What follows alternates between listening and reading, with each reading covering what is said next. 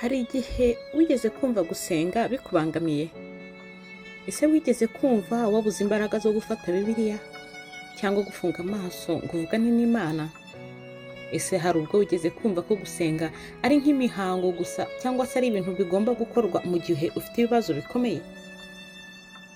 Erega nanjye icyo gihe nigeze kukigeramo, ariko hari ibintu nabashije kumenya nyuma yo gusenga byampinduriye ubuzima. Uhereye uwo munsi, kureka gusenga byahindutse kuri njye nko kubura ubuzima. Nawe numara kumenya ibi, nzi neza yuko amasengesho uzahita uyagira ibiryo byawe bya buri munsi. Murakaza neza kuri Alliance Stories. Aha niho tubagezaho inkuru z'ukuri z'ubuzima bw'abantu bahinduwe na Yesu Kristo, ndetse n'ibikorwa yagiye akorera mu bantu, n'ubuhamya butandukanye n'inyigisho z'ubutumwa bwiza. Niba wumva waracitse intege cyangwa ubabaye, waritakarije icyizere, izi nkuru ni izawe. Kora subscribe ujye ukurikirana inkuru zacu buri munsi. Icya mbere ukwiye kumenya ni uko gusenga ari ubuzima. Hari abantu benshi bumva gusenga ari ukwitabira amateraniro yo ku cyumweru yo kuwa gatandatu se, bitewe n'igihe musengera mu rusengero rwanyu, cyangwa se ugasanga yumva ko ari ugusoma amagambo amwe n'amwe yamenyerewe nyine muri Bibiliya, kuko hari imirongo myinshi abantu baba barafashe no mu mutwe.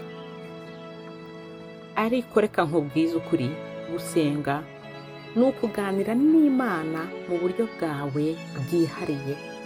Ni nk'uko uvugana n'umukunzi wawe cyangwa inshuti yawe ya hafi. Iyo umaze kumenya ko gusenga ari ukwinjiza Imana mu buzima bwawe bwa buri munsi, uzasanga nta munsi n'umwe bushobora kurinda bwira utigeze uyiganiriza. Twabonye ko ukwiye kugira Imana mu buryo bwawe bwihariye, ukayigira nk'aho ari umukunzi wawe. Ese hari ubwo ujya bwira utaganirije umukunzi wawe ngo umubaze uko yiriwe cyangwa we ngo akuvugishe? Uko rero ni nako nawe wari ukwiye kuvugisha Uwiteka buri munsi, ukamubaza uko yiriwe ndetse nawe ukamubwira uko wiriwe. Abatesalonike ba mbere igice cya 5 umurongo waho wa 17 haranditse ngo musenge ubudasiba. Ibi bishatse kuvuga ko ukwiye gufata isengesho nk'igice cyawe cya buri munsi cy'ubuzima, ku buryo uhorana n'Imana aho waba uri hose mu gihe cyose. Ushobora nko gusengera mu mutima uri mu kazi, uri mu rugendo, mu gihe ufite ikibazo nabwo ugasenga, kandi ukajya utekereza Imana muri byose, ibyo urimo byose ukayishimira, kandi ukanayibaza, ukayigisha inama, ku buryo ihora ariyo iri mu mutima wawe mu buzima bwawe bwa buri munsi, yaba mu gitondo ubyutse, yaba nijoro ugiye kuryama, yewe no mu zindi gahunda zose waba ukora, ukumva ko uri kumwe n'Imana mu bihe byose. Icya kabiri turebera hamwe ni uko gusenga ari intwaro yawe ikomeye. Hari abantu benshi batumva impamvu gusenga ari ingenzi, kuko ibibazo baba basabye mu gihe basengaga badahita babibonera ibisubizo ako ka mwanya. Ariko hari ikintu Satani azi neza kurusha bamwe muri twe, ni uko gusenga ari intwaro ikomeye inesha, yirukana imbaraga z'umwanzi. Iyo utangiye gusenga, uba utangiye intambara mu buryo bw'umwuka.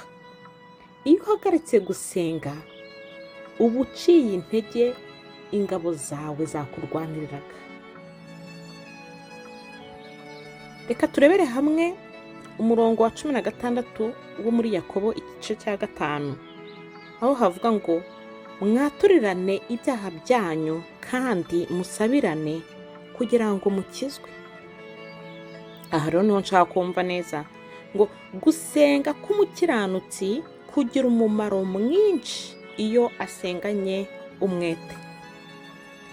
Nuvuga ngo nusengana umwete nk'umukiranutsi bizakugirira umumaro nta wundi niyo ya ntwaro yawe ikomeye, kuko bizakuneshereza nyine bya bindi byose, ibigeragezo, ibibazo, buri kimwe cyose wumvaga ukeneye kubonera igisubizo niho bizaturuka, nta handi, ni mu masengesho kandi ugasengana umwete. Icya gatatu nashaka kubwira ni uko gusenga bikora ibyo undi muntu uwo ari we wese atashobora gukora. Hari ibintu uzahura nabyo mu buzima ku buryo nta wundi muntu n'umwe ushobora kugukiza uretse Imana yonyine. Gusenga bigufasha kubona ibisubizo aho abandi babona ko nta nzira ihari. Dufite ubuhamya bwinshi, nawe waba ufite ubwawe, waba udusangiza. Gusenga biguha amahoro mu mutima aho abandi babona umwijima gusa. Iyo usenze mu kuri ntabwo uba uvugira mu kirere, uba uvugana n'umuremyi w'ijuru n'isi. Ariko niba utazi ibi, gusenga bishobora kukubera ibintu byo guhatiriza gusa.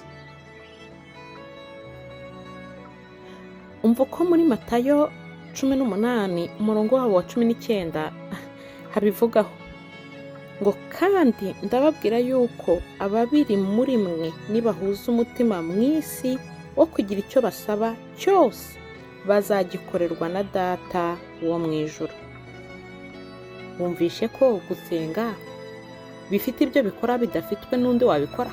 Kuko nusenga, nuhuza n'undi umutima, mugasenga, mukagira icyo musaba muri mu isi, ngo Data wo mu ijuru azabikora, azabibakorera. Icya kane, gusenga biguha imbaraga zo kuramba mu kwizera. Imana ntabwo ihora isubiza amasengesho yacu ako kanya.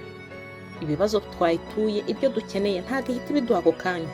Hari igihe bidusaba gutegereza, ariko mu gihe cyo gutegereza iyo usenga bituma ugira imbaraga zo kudacika intege. Iyo ugerageje kugira ubuzima bwawe ukabugumisha hamwe n'Imana, bituma ugira imbaraga zo kunesha n'ibigeragezo, kuko na ya minsi mibi iyo ikugezeho ntago ikwica, ntago iguca intege. Kandi kuko ubuzi n'iby'Imana yagiye gukorera mu buzima, ubuzi neza ko n'ibyo izaguha mu gihe wategereje bizaba ari byiza, bityo bikaguha imbaraga zo gukomeza gutegereza wihanganye. Tuboneye hamwe ko gusenga ari ubuzima, ko gusenga ari intwaro yawe ikomeye kurusha ibindi byose. Tubonye ko gusenga bigufasha kubona imbaraga no gukomeza kwizera mu bihe bikomeye. Nshuti yanjye, numara kumenya ibi, uzasanga kureka gusenga ari nko guhitamo kureka ubuzima. Kuva uyu munsi ndakwinginga ngo ufate umwanya buri munsi, niyo byaba iminota mike, wenda ushobora gutangira utabizi, iminota 10, 15, 20, 30, n'isaha wabikora, ukavugana n'Imana mukaganira. Ntago uzigera ubyicuza. Watwandikira hano hasi ukatubwira aho uherereye ndetse n'icyo wumva twafatanyiriza hamwe gusengera, kugira ngo dufatanye twese Imana iduhanire hamwe umugisha. Nyuma y'ubu butumwa bwiza, reka nizere ko ugiye gufata igihe cyo kuzajya uba imbere y'Imana mukaganira nk'umubyeyi, ukumva kandi ukwitayeho, kandi ukabona imbaraga ziri mu masengesho. Niba wishimiye ko ubutumwa bwiza bwagera kuri benshi, wakora share, kandi niba wanyuzwe nabwo ugakora like. Ntiwibagirwe gukora subscribe niba utarayikora. Dukomeje gushimira n'abantu bose bamaze gukora subscribe. Imana ikomeze ibahe umugisha utagabanije.